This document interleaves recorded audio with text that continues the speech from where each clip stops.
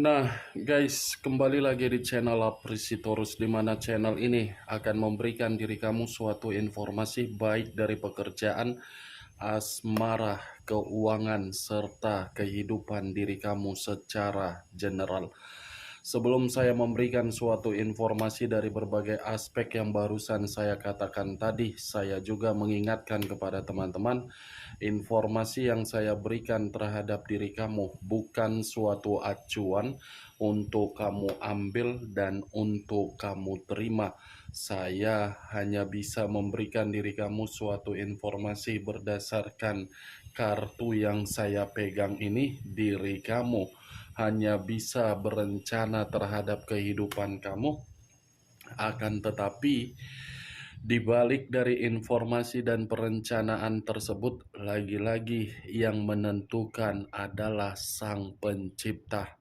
Sebelum saya mengambil satu persatu kartu yang saya pegang ini secara acak, saya juga mengingatkan kepada teman-teman, apabila ketemu dengan channel saya, agar menekan tombol subscribe-nya dan menyalakan loncengnya, supaya next video saya lebih semangat untuk memberikan suatu informasi baik terhadap kondisi energi kamu, manusia yang selama ini kamu prioritaskan, serta pihak ketiganya.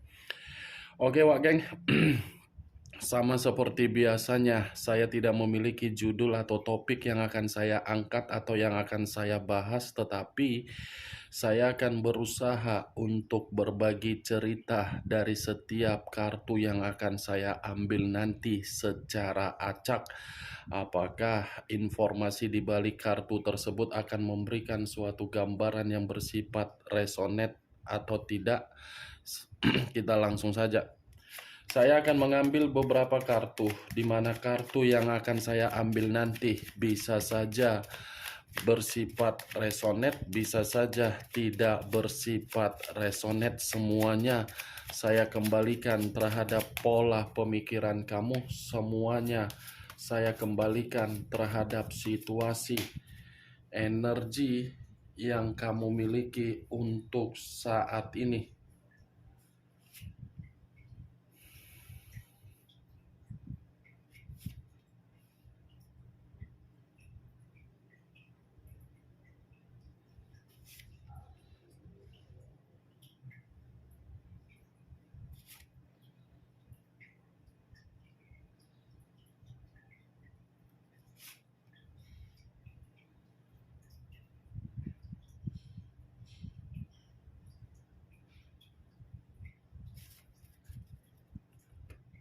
Nah, guys, di depan saya ini sudah ada beberapa kartu yang sudah saya ambil secara acak satu persatu dari tumpukan kartu yang saya pegang tadi. Apakah informasi atau cerita di balik dari kartu yang ada di depan saya ini akan memberikan suatu gambaran yang bersifat positif atau kebalikannya? Kita langsung terhadap kartu pertama. Muncul kartu ini. Sekali lagi saya mengatakan, muncul kartu yang saya pegang ini. Di mana kemunculan kartu yang saya pegang ini seperti memberikan suatu isyarat atau berbicara terhadap kondisi satu energi, yang dimana kondisi energi tersebut untuk saat ini saya melihat dan saya merasakan sepertinya ada satu bentuk pergerakan, tetapi bentuk pergerakan ini saya kategorikan atas dasar kemauan diri sendiri. Kenapa saya mengatakan hal tersebut?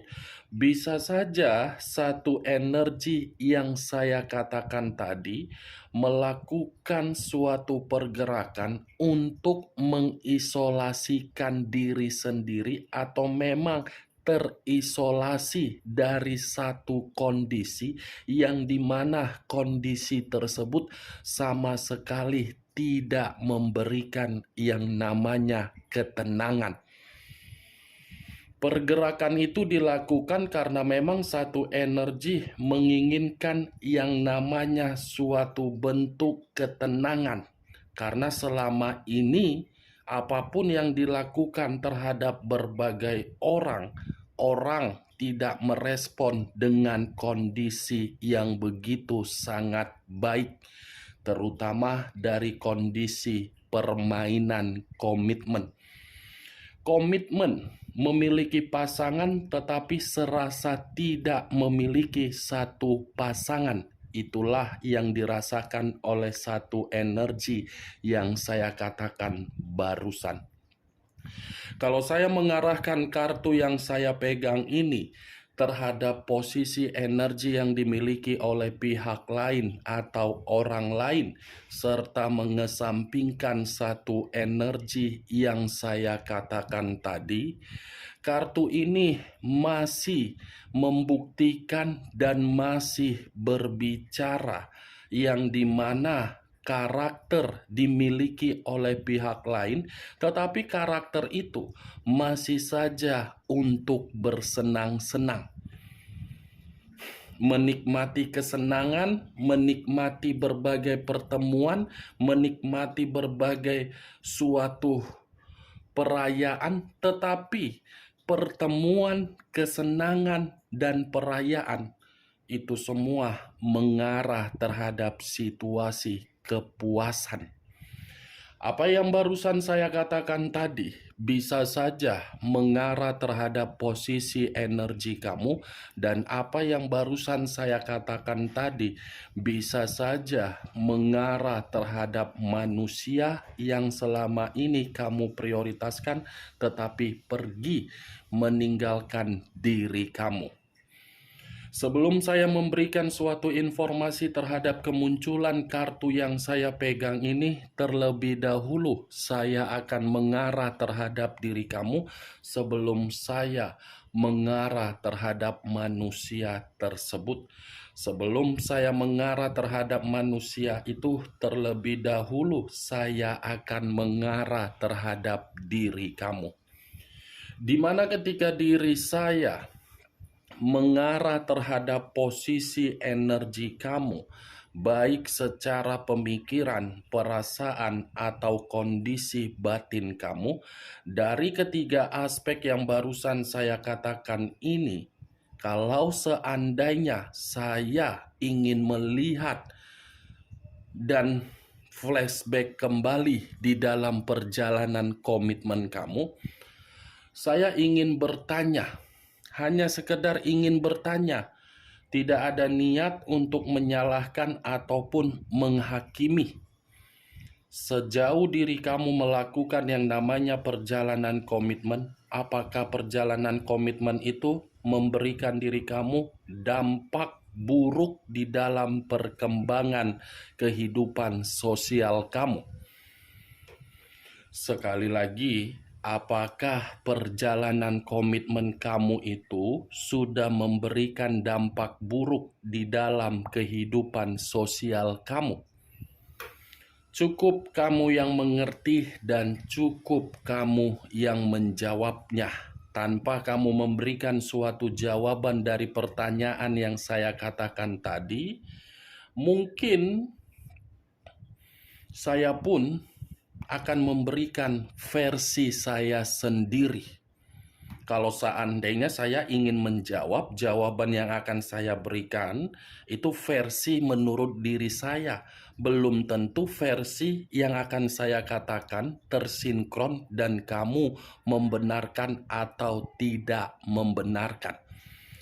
Versi yang akan saya katakan, sepertinya kehidupan sosial kamu terkena dampak dari perjalanan komitmen kamu, yang dimana kehidupan sosial kamu tidak seimbang, dimana ketidakseimbangan tersebut kamu selalu digibahin, tetapi gibahan yang diceritakan mengenai diri kamu bukan hal yang positif, melainkan hal negatif yang dimana situasi tersebut dari perbuatan pasangan kamu. Dia yang berbuat di luaran sana, tetapi orang lain memberikan perkataan terhadap diri kamu yang dimana perkataan tersebut selalu mengganggu pemikiran kamu, bahkan telinga kamu pun sudah membusuk mendengar perkataan dari berbagai orang. Apa yang saya katakan tadi dan apa yang saya pertanyakan tadi itu masih dari pergerakan energi kamu. Belum acuannya dari kartu yang saya pegang ini.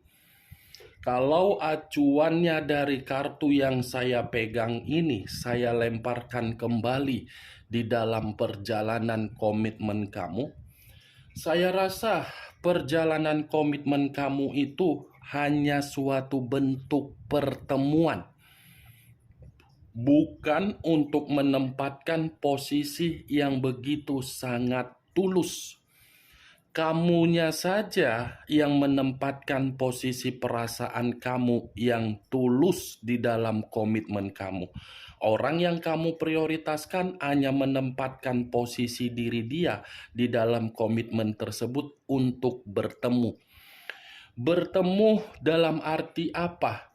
Sebatas koneksi, sebatas kecocokan, sebatas daya tarik, sebatas untuk melampiaskan nafsu dan gairah ataupun seks.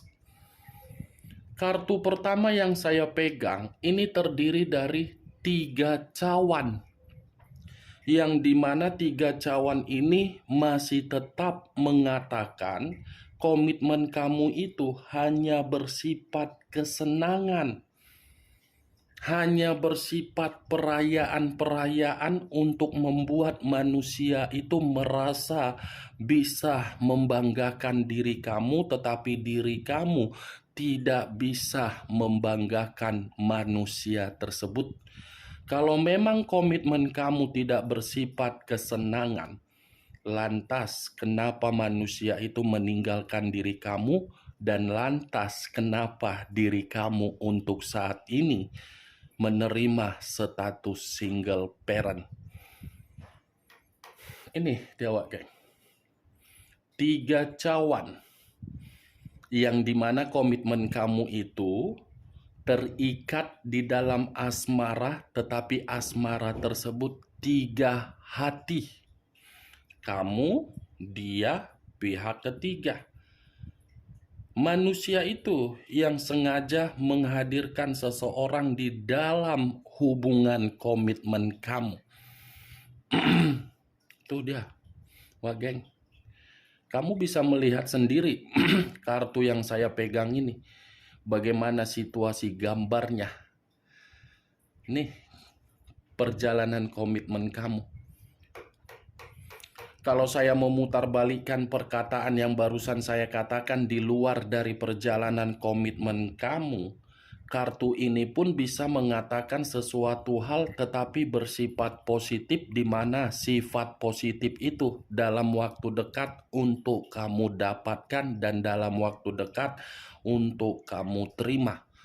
Sesuatu hal tersebut saya kategorikan ada suatu kabar kegembiraan yang akan kamu dapatkan, di mana kabar kegembiraan ini ada kaitannya di dalam penjualan aset kamu, ada kaitannya terhadap situasi pekerjaan kamu, ada kaitannya terhadap perencanaan kamu, dan ada kaitannya terhadap hubungan bisnis kamu. Kabar kegembiraan untuk membuat diri kamu menerima suatu bentuk kebahagiaan. Bukan hanya kebahagiaan, tetapi ada suatu momen-momen yang akan membuat diri kamu ini merasa seperti tertawa dan tersenyum dalam waktu dekat ini.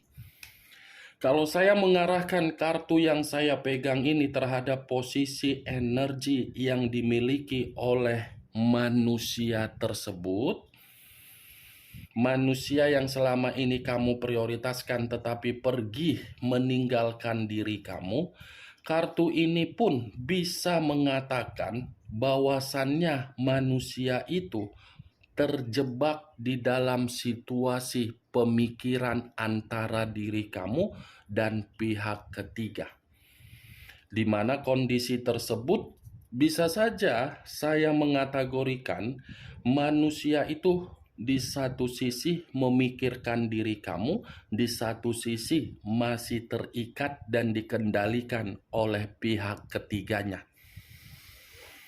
Dari posisi yang terjebak, ini manusia seperti mencoba untuk menyabotase kondisi tersebut agar diri dia bisa lepas, karena memang manusia ini hampir setiap hari membandingkan pihak ketiga dia dengan diri kamu, di mana ketika membandingkan diri kamu dengan pihak ketiganya secara keseluruhan, ternyata apa yang dia pikirkan ketika mengenal diri kamu, yang dimana manusia itu menganggap diri kamu sekedar kesenangan, ternyata berubah dari kondisi batin, yang dimana batin menjerit untuk kembali terhadap diri kamu. Nih dia geng, berbanding terbalik apa yang dia lakukan di masa lalu dengan apa yang membuat diri dia terjebak dalam kondisi batin antara diri kamu dan pemikiran terhadap pihak ketiga dia. Muncul kartu Seven of Wands, terdiri dari 7 tongkat. Kalau saya mencoba menarik satu tongkat dari ketujuh tongkat yang barusan saya katakan, satu tongkat yang saya tarik ini seperti mengatakan situasi yang sedang dia nikmati untuk saat ini adalah situasi yang dimana manusia itu lagi banyak konflik.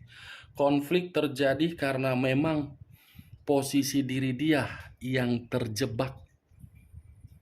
Nih, geng, Seven of Wands seperti mencoba untuk memberikan suatu pemikiran di dalam kondisi pemikiran dia bahwasannya diri dia ini tidak mau mempertahankan apa yang pernah dia lakukan terhadap pihak ketiga dia.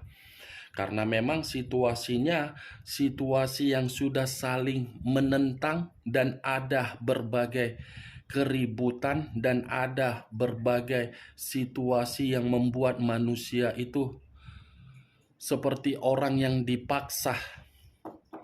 Kalau kartu ini saya arahkan terhadap posisi energi kamu ketika manusia itu bersama dengan diri kamu, saya rasa kartu ini seperti mengatakan kamu cukup tertekan secara batin.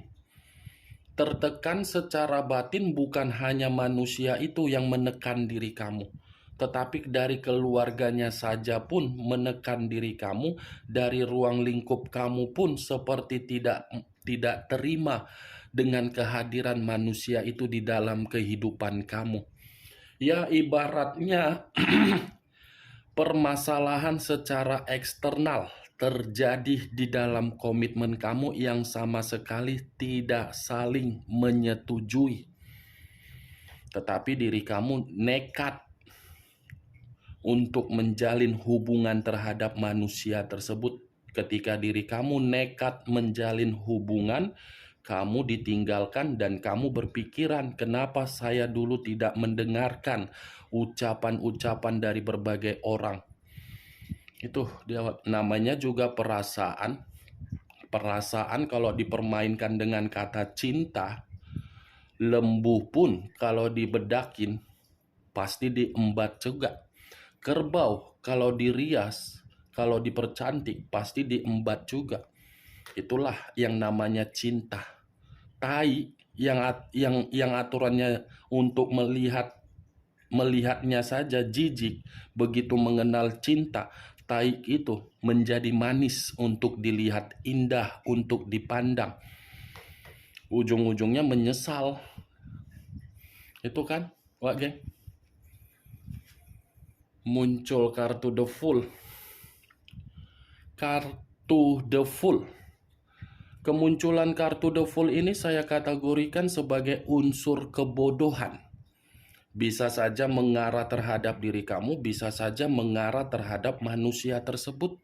Kalaupun saya mengatakan dari posisi energi kamu, dari kata kebodohan, mungkin untuk saat ini itulah yang sedang kamu renungkan dan itulah yang sedang kamu ratapi. Yang dimana kebodohan tersebut seakan-akan membuat diri kamu, kenapa saya bisa dipertemukan kalau ujung-ujungnya tidak ada memberikan peluang, tanggung jawab, kebutuhan, kejelasan, kepuasan, kenikmatan, kebahagiaan, ketenangan, dan kenyamanan.